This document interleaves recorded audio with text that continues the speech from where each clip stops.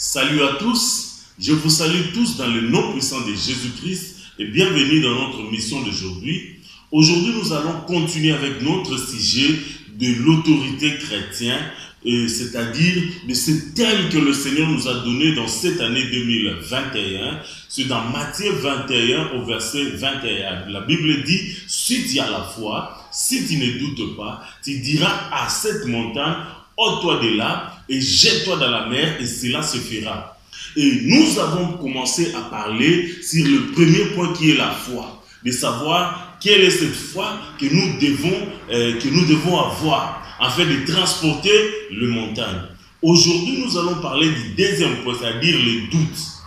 Et j'ai intitulé cela les trois ennemis de la foi. Parce que le doute ne marche pas seul, il marche avec la peur et l'incrédulité. Donc aujourd'hui, nous allons parler de la peur, du doute et de l'incrédulité, les trois ennemis de la foi. Et le diable utilise ces trois armes pour neutraliser la puissance de Dieu dans la vie de quelqu'un, pour neutraliser la marche de quelqu'un dans la foi chrétienne, pour te neutraliser et empêcher à un chrétien d'obtenir et de goûter à ce que Dieu a prévu pour lui dans Canaan. Laisse-moi te dire, la marche avec Dieu, nous avons des promesses, nous avons des paroles de Dieu qui doivent s'accomplir. Le Seigneur a levé les enfants d'Israël en Égypte pour les ramener en Canaan, dans un pays où pour le lait et le miel. De la même manière, lorsque Dieu nous appelle, il nous amène dans des destinations. Il y a des promesses, il y a des grandes choses que Dieu veut faire avec nous. Mais le diable va utiliser les trois armes pour neutraliser la puissance de Dieu dans ta vie, pour neutraliser que les promesses de Dieu ne puissent s'accomplir dans sa vie. Et aujourd'hui, nous allons démasquer cela et nous allons renverser cela afin que tu puisses expérimenter la gloire de Dieu. La Bible dit, si tu crois, tu verras la gloire de Dieu.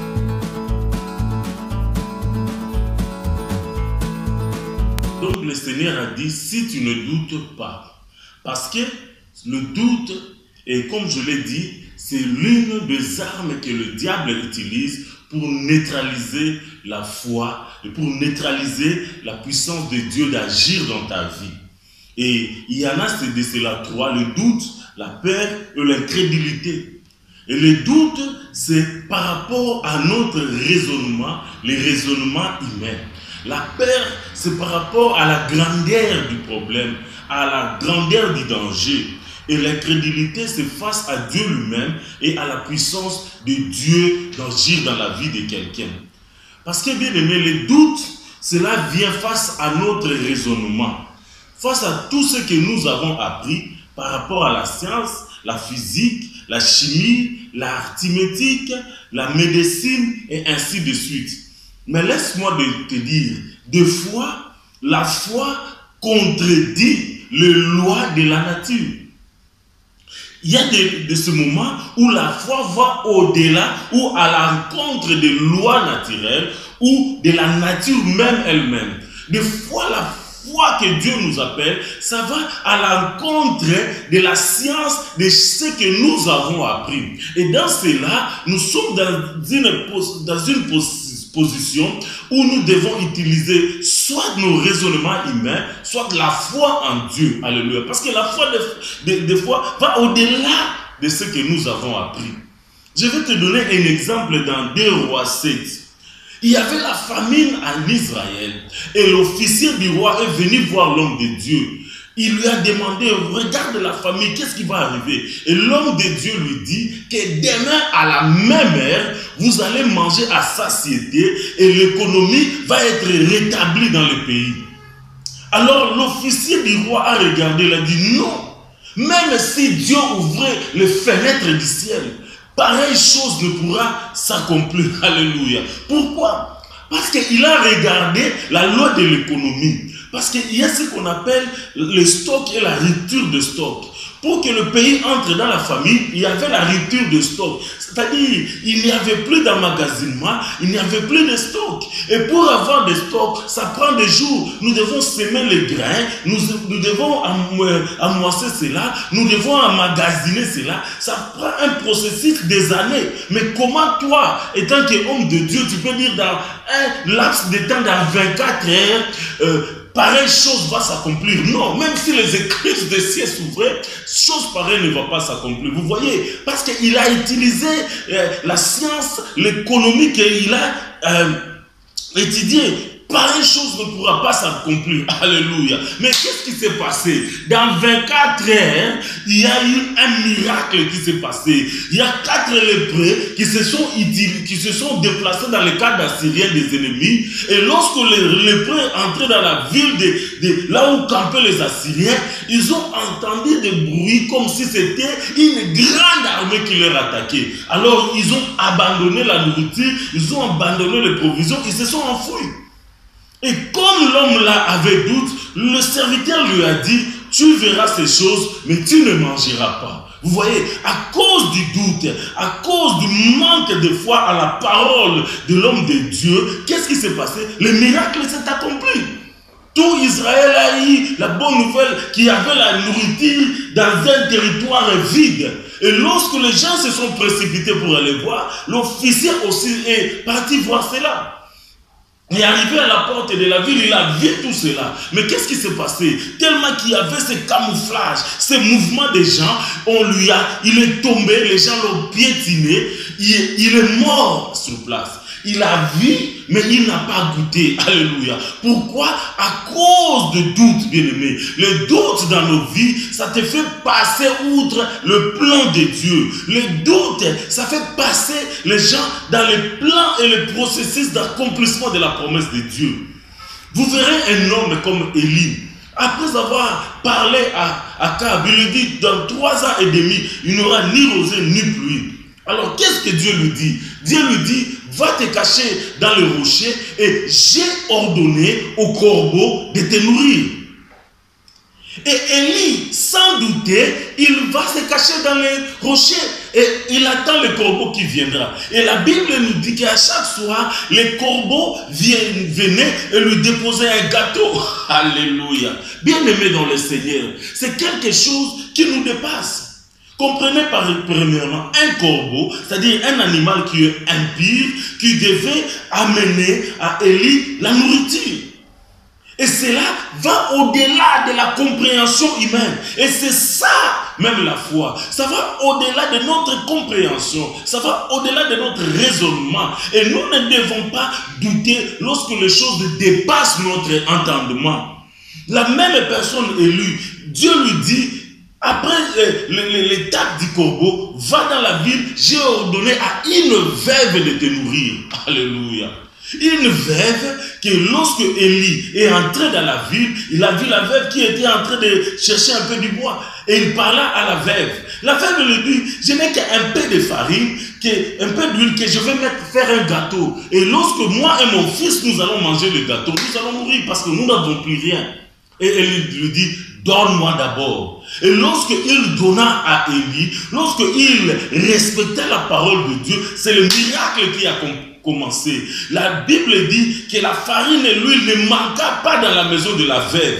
Dans tout le temps de la famine, il y avait l'abondance dans la maison de cette maman-là. Alléluia. Vous comprenez? C'est-à-dire, le miracle a commencé au-delà même de notre raisonnement. Voilà pourquoi, bien-aimés dans le Seigneur, il nous faut de croire à la parole de Dieu et de ne pas nous inquiéter de quoi que ce soit. La plupart des gens s'inquiètent, qu'est-ce que je mangerai? Qu'est-ce que j'aurai? Qu'est-ce que je vais m'habiller? La Bible dit, les gens qui s'inquiètent de ces choses, ce sont les gens de paix de foi. Parce que si Dieu peut nourrir les oiseaux, si Dieu peut vêtir les lits de la vallée, à combien plus forte raison il ne le fera pas avec ses enfants. Nous devons avoir la foi en Dieu, parce que la foi va au-delà de ce que nous pensons. Alléluia. Et à cause de la foi à la parole de Dieu, il ne manqua pas de la farine dans la maison de la veuve. Alléluia. Un autre exemple que j'ai aimé, je vis les disciples qui étaient dans la barque et Jésus était à la montagne. Qu'est-ce qui s'est passé? Le Seigneur a quitté la montagne pour les rejoindre dans la barque qui était au milieu de l'eau. Et la Bible dit qu'il y avait des vagues. Maintenant, qu'est-ce que le Seigneur a utilisé pour les rejoindre? La Bible dit il marcha au-dessus des eaux. Alléluia. Et lorsque les disciples étaient dans la barque, le vieux dit non, non, non, ça c'est un fantôme. Parce que par rapport à la connaissance, par rapport à notre sagesse, c'est impossible qu'une personne puisse marcher sur l'eau. Parce que tout corps solide au-dessus de l'eau, cela doit être immergé. Alors, Pierre a haussé le ton, il a demandé, Seigneur, si c'est toi, ordonne que je marche aussi sur l'eau. Et le Seigneur a dit, viens. Et la Bible nous dit, Pierre sortit de la barque et il commença à marcher sur l'eau. Et arrivé à un moment, il a commencé à sombrer. Là, c'est au moment où l'intelligence a pris les relèves. Alléluia. Il a commencé à raisonner. Moi, je suis un homme des eaux. Et un corps sur l'eau va être immergé. Dans l'eau, il y a des sirènes. Il y a des ceci. Il y a des monstres marins. Dans l'eau, il y a les dangers. Dans l'eau, c'est impossible qu'un corps puisse rester au-dessus des eaux, un corps solide. Et la Bible dit qu'il a commencé à sombrer. C'est à ce moment-là qu'il a levé la main et il a dit au Seigneur, Seigneur, sauve-moi. Alléluia. Et le Seigneur l'a dit, pourquoi tu as douté, homme de peu de foi? Alléluia. C'est-à-dire, lorsque le doute est entré, Pierre a commencé à sombrer. Alléluia. Laisse-moi te dire, que représentent ici les eaux? Les eaux, ce sont des problèmes. Les eaux, ce sont des difficultés. Les eaux, ce sont toutes sortes de situations contraires. Alléluia. Mais la parole de Dieu est sortie, viens. Et laisse-moi te dire que Paul ici, Pierre ne marchait pas sur les eaux. Il marchait sur la parole, le rhéma, qui est sorti de la bouche de Dieu. Parce que l'homme ne vivra pas de tout, de pain seulement, mais de toute parole qui sort de la bouche du Seigneur. Et comme le Seigneur a dit, viens, cette parole est devenue comme une natte. Et Pierre était en train de marcher. Parce que Pierre ne marchait pas sur l'eau, il marchait sur cette parole. Et lorsqu'il a commencé à douter par rapport à la parole, il a commencé à sombrer. Alléluia. Bien-aimé, à chaque fois que le doute entre, nous commençons à sombrer. Lorsque la parole de Dieu sort dans ta vie, continue à marcher. Alléluia. Parce que l'eau représente ses problèmes. L'eau représente des difficultés. Et des fois, avec Dieu, nous marchons sur les eaux. Parce que tu te demandes, comment marcher sur les eaux? Parce que lorsque la parole de Dieu sort, il y a beaucoup de gens qui marchent sur l'eau. Alléluia. Regarde l'année qui vient de se terminer. Une année vraiment étrange. Une année vraiment catastrophique. Mais nous avons marché sur l'eau. Parce que nous avons survécu par la parole de Dieu.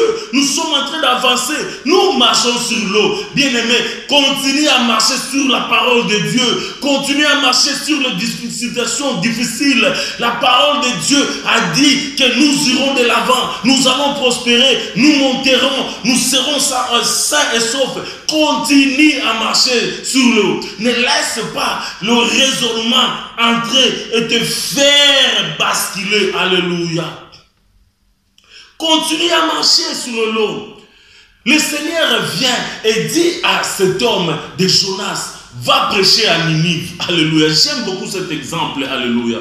Dieu dit à Jonas d'aller prêcher à Ninive. Et qu'est-ce qui se passe? Le raisonnement de Jonas entre. Il dit non, non, non, non. Je ne peux pas aller à Ninive. Non, les gens de Ninive, ce sont des gens qui n'aiment pas Dieu. Ce sont des gens qui sont des grands pécheurs. Alléluia. Et il a douté à cause de ces raisonnements. Il a douté. Et lorsque nous doutons, c'est l'incrédulité qui nous entre. C'est-à-dire la manque de foi. Doute à cause du raisonnement. Est-ce que c'est vraiment possible que ces gens-là puissent se convertir?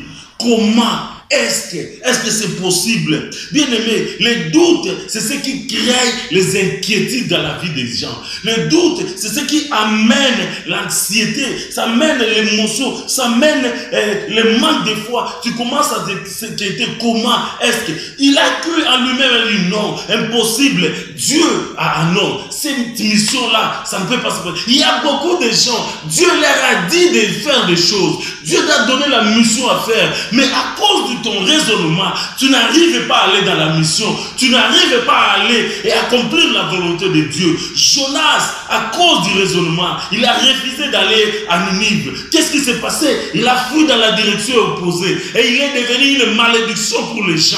On l'a pris, on devait les jeter dans l'eau. Tu es devenu une malédiction parce que tu ne veux pas accomplir la parole de Dieu à cause du doute, à cause du raisonnement. Enlève ces choses, accomplis la parole de Dieu. Ce que Dieu a dit, il a la capacité et la possibilité d'accomplir cela. Dieu est derrière sa parole pour l'exécuter. Alléluia. Obéis à la mission, suis ce que Dieu t'a dit de faire, même si les situations sont contraires, même si tu ne vois pas le succès maintenant, même si les gens n'affluent pas dans l'église, même si tu ne vois pas encore les miracles, même si tu ne vois pas les finances boomer, continue à obéir à la parole de Dieu. Alléluia. Tu risques de devenir une malédiction pour les gens. Et qu'est-ce qui s'est passé? On a jeté Jonas. Et c'est lorsqu'il est entré, et Dieu, comme il est miraculeux, miséricordieux, extraordinaire, il a envoyé un poisson qui a avalé Jonas. Alléluia. Et c'est dans le ventre du poisson que maintenant il a crié à Dieu. Alléluia. Lorsque toutes les situations étaient contraires, lorsque toutes les choses n'allaient même plus, c'est à ce moment-là qu'il a accepté la mission. Bien-aimé, n'attends pas que le vent devienne contraire. N'attends pas que les difficultés accruent. Crois à la parole de Dieu, crois à la mission de Dieu et va accomplir cela. Dieu est derrière sa parole. Il y a la provision de Dieu dans sa parole. Il y a la providence de Dieu dans sa parole. Il y a le miracle dans sa parole. Il y a la puissance de Dieu dans sa parole. Crois à la parole de Dieu et tu vas expérimenter de grandes choses. Ce n'est qu'à ce moment-là que le poisson a vomi Jonas à Ninive. Combien de possibilités y a-t-il pour qu'un poisson puisse t'avaler et te vomir dans la position où Dieu voulait? Il n'y a qu'un miracle qui peut se faire. Et le christianisme, c'est la vie de miracles. C'est la marche de miracles. Nous croyons au miracle. Dans le christianisme, c'est la vie de miracles de chaque jour. Alléluia. Nous croyons à cela. Nous croyons à quelque chose qui dépasse notre entendement. Et lorsque Jonas a prêché les gens de Ninive, la Bible dit, tous les gens de Ninive se sont convertis. Alléluia. Nous devons mettre la foi en Dieu. Nous devons croire à la promesse premièrement. Alléluia. Enlevons le doute. Parce que le doute, bien-aimé, va te faire couler. Le doute, bien-aimé, va te faire sombrer. Le doute va te faire rater les promesses de Dieu. Maintenant, passons à cet homme que j'aime dans la Bible, cet homme de Thomas.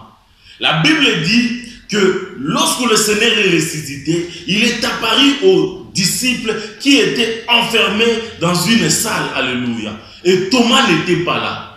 Et moi je dis heureusement que Thomas n'était pas là. Parce que tu peux dire malheureusement il n'était pas là. Mais pour moi, je suis content que Thomas n'était pas là. Parce que Thomas nous amène un enseignement très important. La Bible dit que Thomas n'était pas là. Et Jésus s'est montré vivant aux disciples. Et lorsque Thomas est venu, on lui a dit que le Seigneur est ressuscité. Il douta. Il dit, si je ne touche, je ne mets mon doigt sur ses mains, si je ne touche la côte, je ne croirai pas. Donc il avait besoin de preuves pour croire. Alléluia. Et qu'est-ce qui se passe? La semaine qui a suivi, ils étaient tous dans la salle enfermés et le Seigneur leur apparut encore au milieu. Et Thomas était là. Et le Seigneur dit à Thomas, viens, amène ta main, touche, et touche le côté, touche dans les mains, et ne sois pas incrédule, crois. Alléluia. Vous voyez, il y a beaucoup de leçons dans cette histoire. Lorsque Thomas était en train de douter, le Seigneur l'avait écouté. Alléluia. Lorsque tu doutes, le Seigneur t'écoute. Et cela, bien-aimé, attriste le Seigneur lorsque nous avons le doute dans nos vies. Cela attriste le Seigneur. Parce que la parole de Dieu, c'est la vérité. Tout ce qui n'est pas de la parole de Dieu, ce sont les mensonges. Et lorsque tu doutes, tu es en train de croire aux mensonges. Et le Seigneur ne veut pas que nous puissions croire aux mensonges. Il veut que nous croyions à la vérité. Il dit, je leur ai donné ta parole parce que ta parole est vérité. Alléluia. Il lui dit, Thomas, amène ta main et touche. Alléluia. Et lorsque Thomas voit, et il voit toutes ces choses, il s'incline et il crie, mon Seigneur et mon Dieu. Et le Seigneur lui dit quelque chose. Erré es-tu? Toi, parce que tu as vu, tu as crié. Mais erré es-tu lorsque tu n'as pas vu et que tu as crié. Alléluia. Le Seigneur dit que nous sommes errés, nous qui croyons sans avoir vu. Parce que c'est ça la foi. Lorsque nous croyons ce que nous voyons, ce n'est plus la foi. La foi, c'est une ferme assurance des choses qu'on espère. Une démonstration de ce que nous ne voyons pas. Lorsque je vois déjà quelque chose, je ne peux pas espérer à la chose. Nous espérons à quelque chose que nous ne voyons pas. Et le Seigneur dit, lorsque tu vois cet genre de foi, tu es une personne heureuse. Alléluia. Heureux es-tu, toi qui as cru sans avoir vu. Toi qui as reçu la promesse et tu as dit oui et amen. C'est ce qui va s'accomplir. Tu es l'homme le plus heureux dans la vie. Alléluia. Parce que tu crois sans avoir vu. Et ici, bien-aimé, c'était une chose très importante. Cela concernait la résurrection de Jésus. Alléluia. Parmi les trois grands piliers de la foi chrétienne, nous avons la vie de Jésus, nous avons la mort de Jésus et nous avons la résurrection de Jésus. Bien-aimé, lorsque nous disons « je crois au Seigneur Jésus », qu'est-ce que cela veut dire? Cela veut dire « je crois à la vie de Jésus, je crois à la mort de Jésus et je crois à la résurrection de Jésus ». Lorsque je crois à la vie de Jésus, c'est-à-dire, je crois que le Seigneur Jésus est né miraculeusement d'une vierge. Alléluia. C'est-à-dire, il n'a pas eu de père physique. Son père est céleste. Voilà pourquoi le sang de Jésus est divin. Nous croyons en cela. Je crois à sa vie miraculeuse. Il a eu un ministère puissant. Il a accompli des choses extraordinaires. Il a prêché la parole de Dieu. Et il a prouvé cela par des miracles. Et il a accompli cela. C'est ce qui s'appelle croire en Jésus. Je crois à la mort de Jésus. C'est-à-dire, Jésus est mort sur la croix. Comme un innocent, il est mort à notre place. Et il s'est sacrifié cela pour Dieu, pour le rachat de l'humanité. Il est mort afin de nous réconcilier avec Dieu. Et le sang a coulé pour le pardon de nos péchés. Lorsque je dis je crois en Jésus, je crois à la résurrection de Jésus. C'est-à-dire, il est mort après 3 jours. Il est revenu à la vie. Il a vaincu la mort. Il a vaincu le diable. Il a brisé la puissance de l'ennemi. Il a neutralisé son royaume. Alléluia. Et comme il est ressuscité, c'est la garantie que je ressusciterai aussi. Et c'est ça la clé même du royaume. Nous croyons à un sauveur qui est vivant. Alléluia. Et il est apparu à tous les disciples pour manifester qu'il est vivant. Il est apparu à 500 hommes à la fois et dans divers aspects. Pourquoi? Parce qu'il est esprit et il est Dieu omniprésent. Alléluia. Et ceci est très important. Nous croyons à un sauveur qui est vivant. Nous croyons à un sauveur qui est mort, qui est ressuscité et qui est avec nous. Alléluia. Et toi, Thomas, tu dois croire. Alléluia. Et Thomas, c'est la personne qui nous amène dans cette dimension de croire sans voir. Alléluia. Il est réellement ressuscité. Il est réellement vivant au milieu de nous. C'est un sauveur vivant. Rappelez-vous de Jean-Baptiste dans la prison. Qu'est-ce qui s'est passé? Le doute est entré et il a envoyé les disciples. Allez lui poser la question. Est-ce que c'est lui ou ce n'est pas lui? Alléluia. La même personne qui disait, voici l'agneau de Dieu qui ôte le péché du monde, c'est la même personne dont le doute est entré. Bien aimé, il faut refuser les doutes dans ta vie. Il faut refuser que les pensées puissent venir dans ta vie. Il faut refuser que les gens puissent t'amener des paroles. Parce que laisse-moi te dire, la foi ne vient pas de tes pensées. La foi ne vient pas des gens. La foi ne vient pas du diable. Ces trois sources, ce ne sont pas les sources de la foi. La foi vient de la parole de Dieu. Et la parole de Dieu, c'est la vérité. Alléluia. Nous croyons sans avoir vu. Il ne faut pas douter. Alléluia. Il ne faut pas douter parce que qu'est-ce que la Bible nous dit? La Bible nous dit dans Jacques 1, verset 6 à 8, qu'une personne qui doute, c'est une personne qui est irrésolue, qui est inconstant dans toutes ses voies. Et une personne pareille ne peut pas s'imaginer qu'il peut recevoir quelque chose de la part de Dieu. Donc lorsque tu doutes, tu es une personne qui est irrésolue. Irrésolue, c'est-à-dire une personne qui n'a pas de détermination, une personne qui n'a pas de décision, une personne qui est vacillant. Tu vas à gauche, tu vas à droite. Aujourd'hui tu es oui, demain tu es non. Voilà pourquoi il était impérieux que le Seigneur change le nom de Pierre. Pierre, son nom d'origine, c'était Simon. Simon, c'est-à-dire feuille. Une feuille, lorsque le vent vient, ça bouge à gauche, ça bouge à droite. Mais le Seigneur voulait que Simon soit une personne ferme. Et il a changé ce nom de Simon. Il lui a donné le nom de Pierre, qui veut dire rocher. Lorsque le vent souffle, les rochers ne bougent pas. Ta foi, bien-aimée, ne doit pas être vacillant de gauche à droite, mais ça doit être ferme. Une foi résolue, que ce que Dieu a dit, il va l'accomplir et ma position ne change pas. Alléluia. Une personne qui a la foi, c'est une personne qui est constante. Alléluia. Parce que lorsque tu as le doute, laisse-moi te dire, il ne faut même pas espérer que tu vas recevoir quelque chose de la parole de Dieu. Alléluia. Lorsque tu doutes, même dans la prière, tu ne recevras rien dans ce que tu es en train de demander. Alléluia.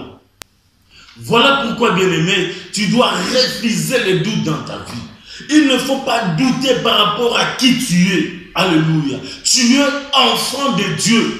Vous savez, dans la tentation, qu'est-ce que le diable, la première des tentations, c'était quoi? Il a dit au Seigneur, si tu es vraiment enfant de Dieu, ordonne. Alléluia. Vous savez, il y a beaucoup de vérités cachées dans la tentation, dans cette confrontation entre Jésus et le diable. Il dit, si tu es vraiment enfant de Dieu, c'est-à-dire, il veut qu'il puisse douter de qui il était. Alléluia. Si tu es enfant de Dieu, bien aimé, tu dois avoir l'assurance du salut. Lorsque tu reçois le Seigneur Jésus comme étant ton Seigneur et ton Sauveur, tu deviens enfant de Dieu. Tu es né de la famille de Dieu. Et il ne faut pas douter de cela. Il faut être sûr de ton assurance. Tu es enfant de Dieu. Tu es héritier de Dieu, co-héritier de Christ. Tu es membre de la famille de Dieu. Voilà pourquoi l'apôtre Jean disait, maintenant nous sommes enfants de Dieu. Il y a certaines personnes, lorsque la vie de prière est moindre, ils commencent à douter de son appartenance à la famille de Dieu. Parce que ces derniers jours, je ne prie pas beaucoup, je ne prie pas bien. Je ne suis pas sûr que je suis enfant de Dieu. Parce que ces derniers temps, j'ai beaucoup de difficultés. Est-ce que vraiment je suis enfant de Dieu? Oh, ces derniers temps, j'ai commis ce péché-là. Est-ce que je suis vraiment enfant de Dieu? Laisse-moi te dire une chose. Lorsque tu es membre de la famille de ton père et de ta mère, il n'y a rien qui peut t'enlever de la famille de ton père et de ta mère. Peu importe les situations qui peuvent arriver, tu restes l'enfant de ton père et de ta mère. De la même manière, lorsque tu crois au Seigneur Jésus, tu es enfant de Dieu, tu es né de nouveau. Il n'y a pas de circonstances qui peuvent changer cela. Tu es membre de la famille de Dieu. Alléluia.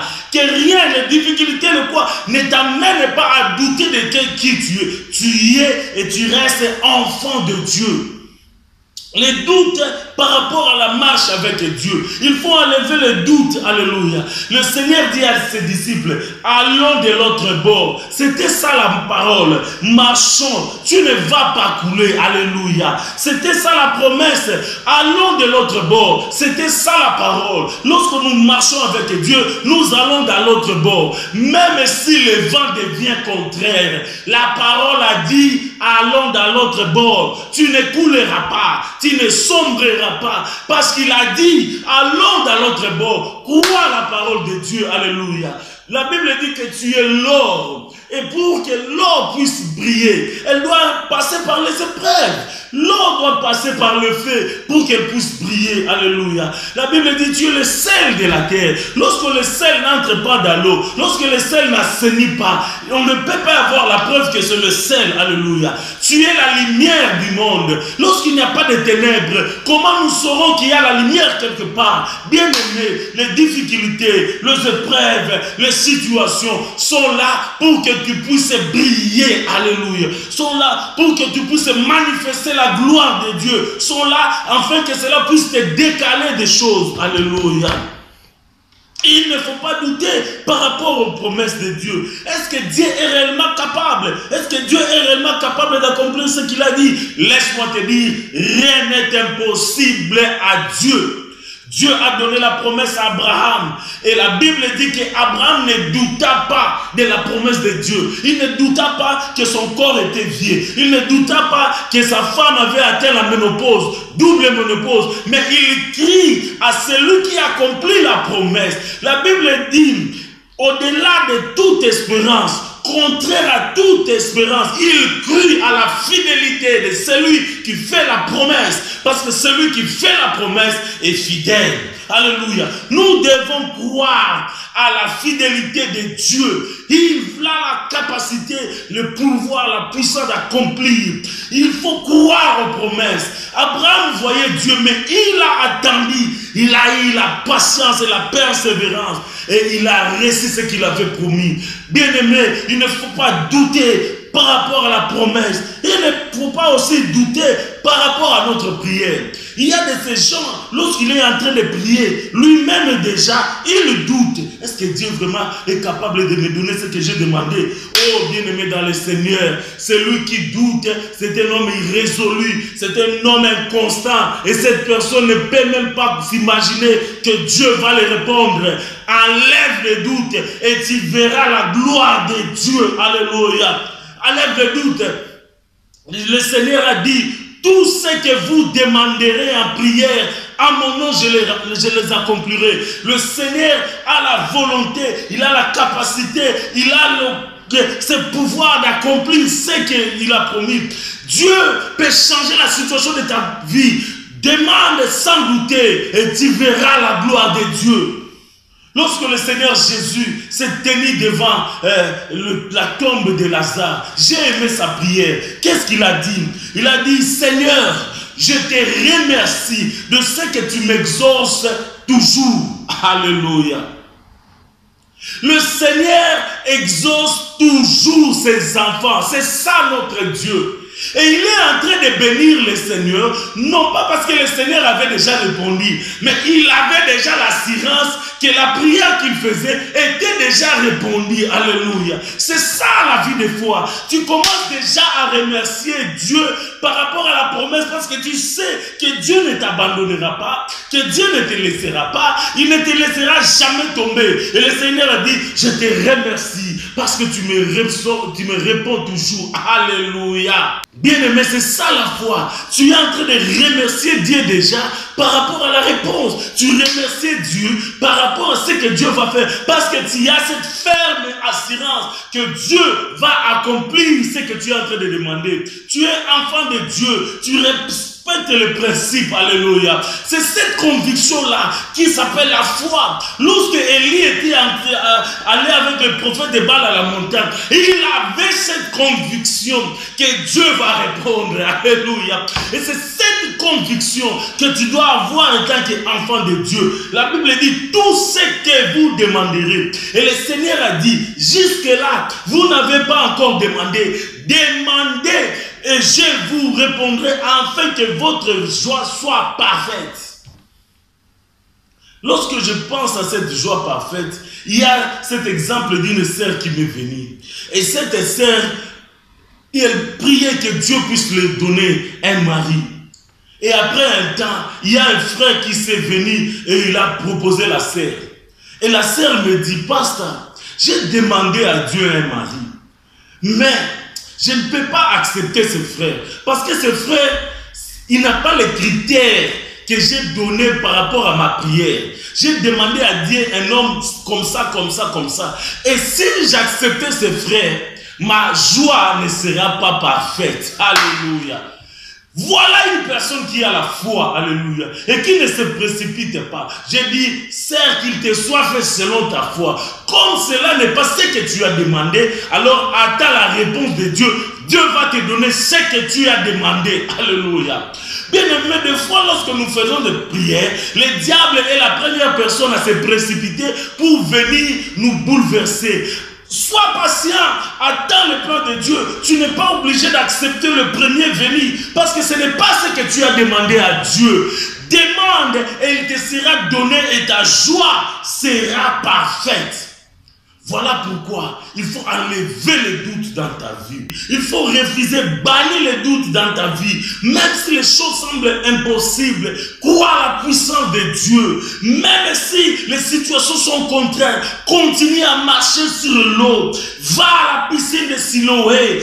Lave-toi les yeux, alléluia. Jette-toi dans les Jourdain cette fois. Tourne Jéricho cet jour. Continue à faire ce que Dieu a dit. Et le reste, Dieu le fera. Alléluia. Continue à nourrir l'homme de Dieu. La farine va se multiplier. Cette maladie n'est pas pour la mort. C'est pour la gloire de Dieu. Crois seulement. Même si la fille est morte, il va se ressusciter. Parce que Jésus est la résurrection. Il est la vie. Ne doute pas. Alléluia. Continue à croire. Bannis les doutes dans ta vie et tu verras la gloire de Dieu. Enlève les doutes dans ta vie et tu verras la gloire de Dieu. Dieu est derrière sa parole pour l'accomplir. Enlève les doutes. Crois à la parole de Dieu parce que c'est la vérité. Alléluia. Bien aimé, maintenant nous allons toucher à ce deuxième ennemi de la foi qui est la peur. La peur qui entre lorsque nous nous situons, lorsque nous nous trouvons face à un grand danger, lorsque nous nous trouvons face à des ennemis grands. Qu'est-ce qui entre? C'était ce sentiment-là de peur qui entre en nous. Alléluia. Lorsque nous faisons face au danger, la peur arrive. Mais laisse-moi te dire, il ne faut pas que nous ayons peur. Alléluia. La peur vient premièrement par rapport à l'ennemi qui nous fait face. Alléluia. Et il y a une personne dans la Bible qui me touche beaucoup, qui a eu beaucoup de ces révélations, qui a marché dans des dimensions de foi élevées que le Seigneur veut que toi et moi puissions atteindre. Et cet homme, c'était l'homme de David. Il a fait face à beaucoup des ennemis dans sa vie. Et il pouvait avoir peur devant ses ennemis. Mais David a choisi d'avoir foi en Dieu. Je me rappelle lorsqu'il a fait face à Goliath. Qu'est-ce qui s'est passé? Toute l'armée d'Israël était terrorisée face à cet ennemi qui était Goliath. Bien aimé, il faut avoir le courage dans ta vie. Parce que l'esprit que tu as reçu, ce n'est pas l'esprit de timidité, mais c'est l'esprit de force et de courage. David s'est levé, il a dit non. Je vais me battre contre ces soldats, alléluia, contre ceux de Goliath. Il a dit, qui est cet incirconcis qui est en train de terrasser l'armée de Dieu vivant? Vous comprenez? Parce que David avait la foi. Et la foi de David était assise sur des convictions très spirituelles et très élevées. Il avait foi à la puissance de Dieu. Il avait foi à la grandeur de Dieu. Et il savait que son Dieu était plus puissant que tous les autres dieux du monde.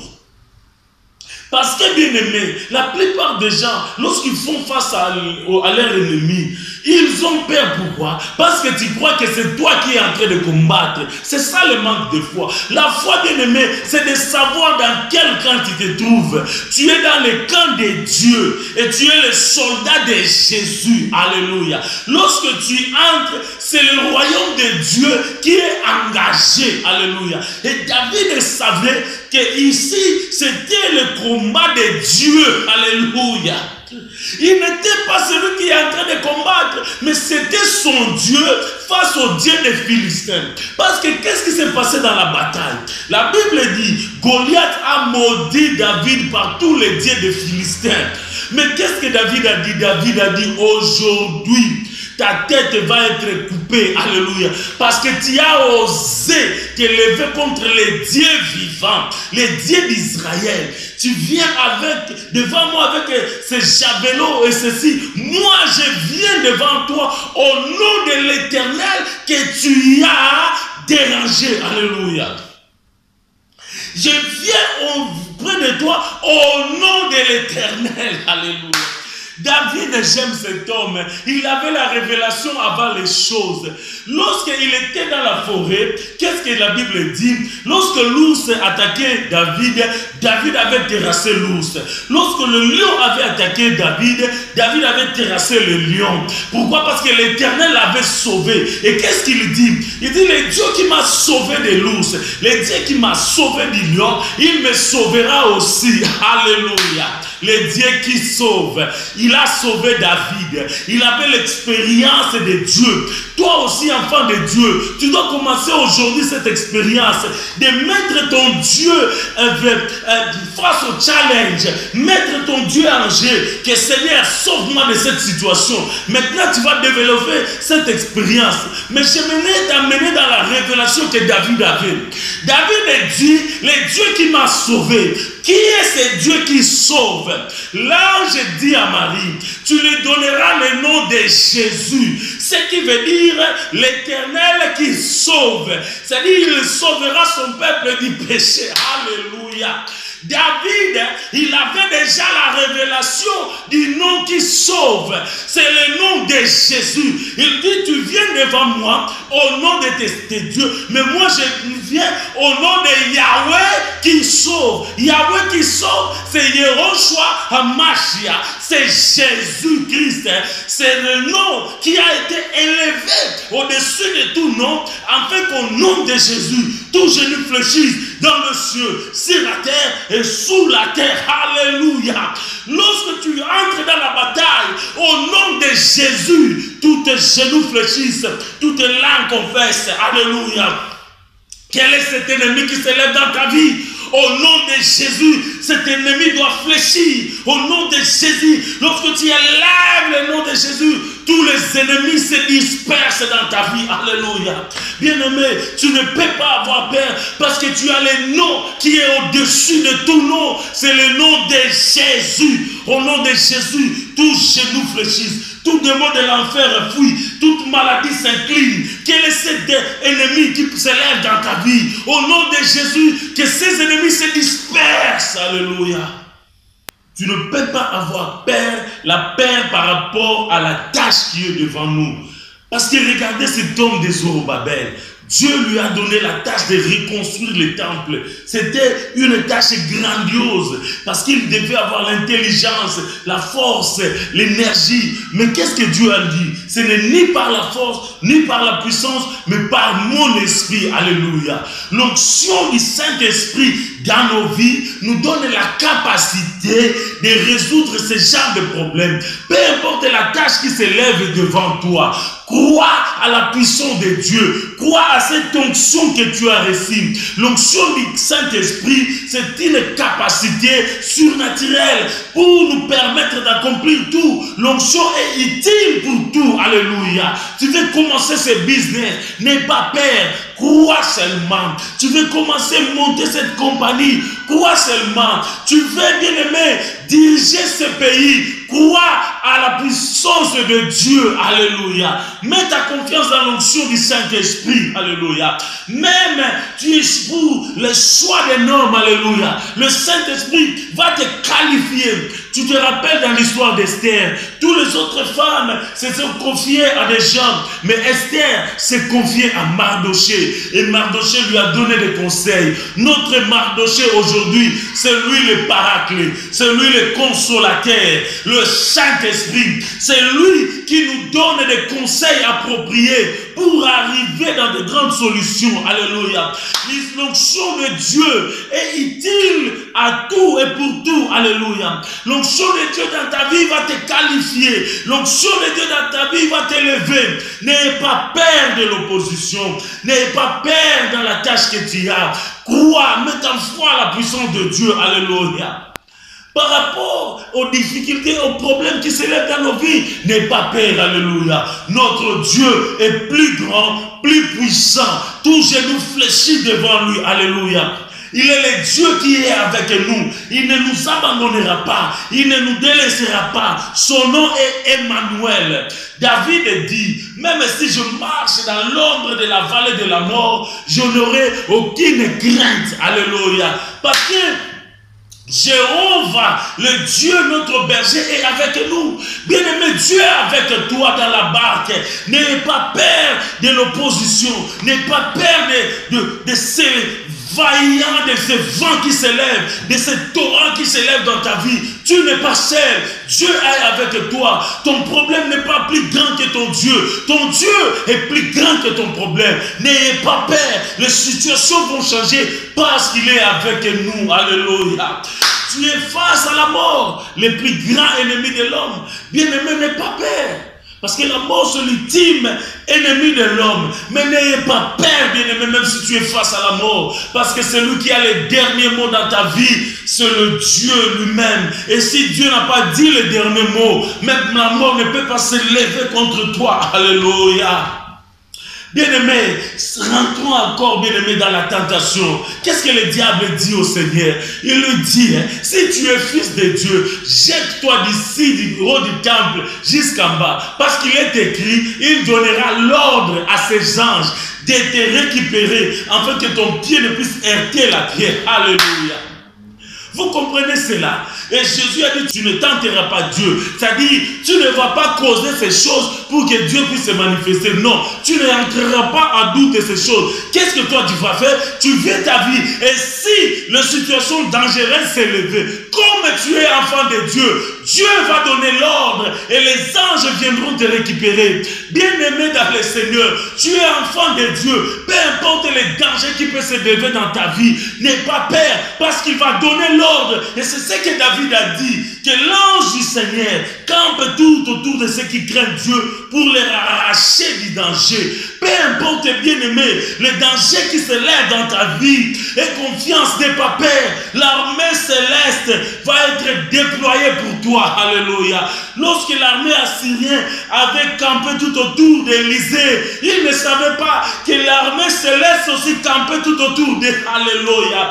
Bien-aimé, peu importe les dangers qui se lèvent dans ta vie, même si tu es entré dans un accident, l'ange de l'Éternel va te faire en sortir. David a dit, 10 000 tombent à ma gauche, 1000 à mon côté, je ne serai pas atteint. Pandémie peut frapper, bien-aimé, tu ne seras pas atteint. Tu vivras, tu ne mourras pas. Alléluia. La mort n'a pas de pouvoir sur toi parce que Jésus a terrassé la mort. Il a enlevé l'aiguillon, c'est-à-dire la paix. Alléluia. Les enfants de Dieu, lorsqu'ils meurent, ils entrent dans leur repos. Les anges de Dieu les emportent dans la présence de Dieu et nous jubilons avec Dieu. Avant cela, si Dieu n'a pas dit encore le dernier mot, peu importe les dangers, tu ne seras pas atteint. L'ange de Dieu va t'arracher du danger. Il dit que 1000 tombent à ma gauche, 10 000 à mon côté, je ne serai pas atteint. Pourquoi? Parce que l'ange de l'Éternel, quand tout autour de ceux qui le craignent, elle les arrache du danger. Peu importe les situations difficiles, n'aie pas peur. Bannis la peur dans ta vie et tu verras la gloire de Dieu. Enlève la peur dans ta vie, tu verras la gloire de Dieu. Dieu va se manifester. Cette situation va changer au nom de Jésus. Et le dernier ennemi, c'est l'incrédulité. Il faut enlever l'incrédulité de ta vie. Alléluia. La manque de foi. Alléluia.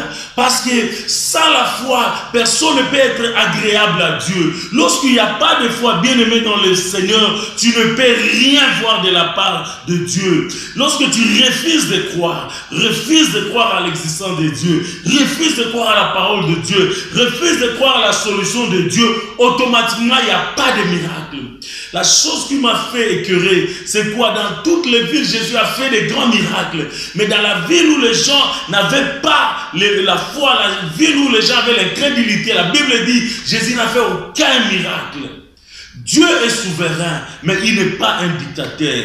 Il a donné à l'homme le libre arbitre de choisir la vie ou de choisir la mort, de choisir la vérité ou de choisir le mensonge. Là où il y a incrédulité, il n'y a rien. Nous devons changer notre attitude vis-à-vis de Dieu. Alléluia. Si tu ne crois pas, la colère de Dieu est sur toi. Si tu ne crois pas, l'esprit d'égarement va te toucher. Voilà pourquoi il faut enlever l'incrédulité. Crois à la parole de Dieu et tu verras la gloire de Dieu. Crois en Jésus et tu verras la gloire de Dieu. Lorsque le diable se lève dans ta vie avec tous ces trois ennemis, comprends qu'il t'a déjà ciblé. Lorsque tu vois les doutes arriver, lorsque tu vois la peur arriver, lorsque tu vois l'incrédulité s'élever, comprends que le diable est en train de t'attaquer. Mais qu'est-ce que tu dois faire? C'est ça la conclusion de ce message. Aie foi en Dieu. Crois au Seigneur Jésus et tu verras la gloire de Dieu. Crois à la parole, crois au Seigneur et tu verras la puissance de Dieu. Crois en Jésus et tu verras la gloire de Dieu. Lorsque tu crois, les choses vont changer. Crois au Seigneur et tout va se manifester. Peu importe la famille, cela va changer. Peu importe la maladie, la guérison va entrer. Peu importe les choses qui te dépassent, les choses vont changer. Dieu est avec nous. Peu importe l'opposition, les choses vont être changées. Il est avec nous dans la barque. Peu importe le vent qui souffle, le vent va se calmer. Crois au Seigneur. Il est la résurrection. Il est la vie. Alléluia. Est-ce que tu peux faire cette confession de foi avec moi? Dis avec moi, je refuse les doutes dans ma vie. Je refuse d'avoir peur. Je refuse l'incrédulité. Je crois à la parole de Dieu, c'est la vérité. Je crois que le Saint-Esprit qui vit à moi est plus puissant que l'Esprit qui est dans le monde. Je crois que Dieu va faire tout ce qu'il a promis au nom de Jésus. Crois à cela et tu verras la gloire de Dieu. Crois à la puissance de Dieu et tu verras le Saint-Esprit se manifester. Crois en Dieu, alléluia. Aie foi en Dieu et tu verras la puissance de Dieu se manifester. Et tu pourras ordonner les choses et les choses vont suivre. Je vais prier pour toi, toi qui me suis. Éternel, au nom de Jésus, je prie pour mon frère, je prie pour ma sœur, que ta gloire puisse toucher ta vie. Au nom de Jésus, je prie que la libération se manifeste. Toi qui es malade, prends seulement de l'eau, mets dans ton verre et je vais prier pour cette eau. Après ma prière, tu vas boire cette eau et quelque chose va se manifester. Seigneur, je prie pour cette eau que mon frère vient de mettre dans son verre. Au nom de Jésus, que cette eau devienne miraculée et que la vertu miracle se manifeste. L'eau, tu as changé l'eau bien, Seigneur, en vin et le vin en sang. Que cette eau devienne ton sang pour purifier la vie de mon frère et de ma sœur. Au nom de Jésus, que cette eau puisse agir miraculeusement. Je bénis cela au nom de Jésus. Maintenant, tu vas boire cette eau. Alléluia. Comme tu es en train de boire cela, c'est la guérison qui entre, c'est la libération qui entre, c'est la délivrance que tu entres. Reçois ton miracle, reçois la libération. Tout ce que tu avais mangé comme poison, que cela soit purifié par cette eau, soit libéré au nom de Jésus, soit guéri. j'ordonne la guérison, la libération, l'élévation, les succès dans ta vie. Au nom de Jésus, que l'onction de Dieu te touche. Tu dis avec moi, merci Seigneur. Tu dis avec moi, gloire au Seigneur. Tu dis avec moi, hey Yahweh, que Dieu te bénisse. Amen.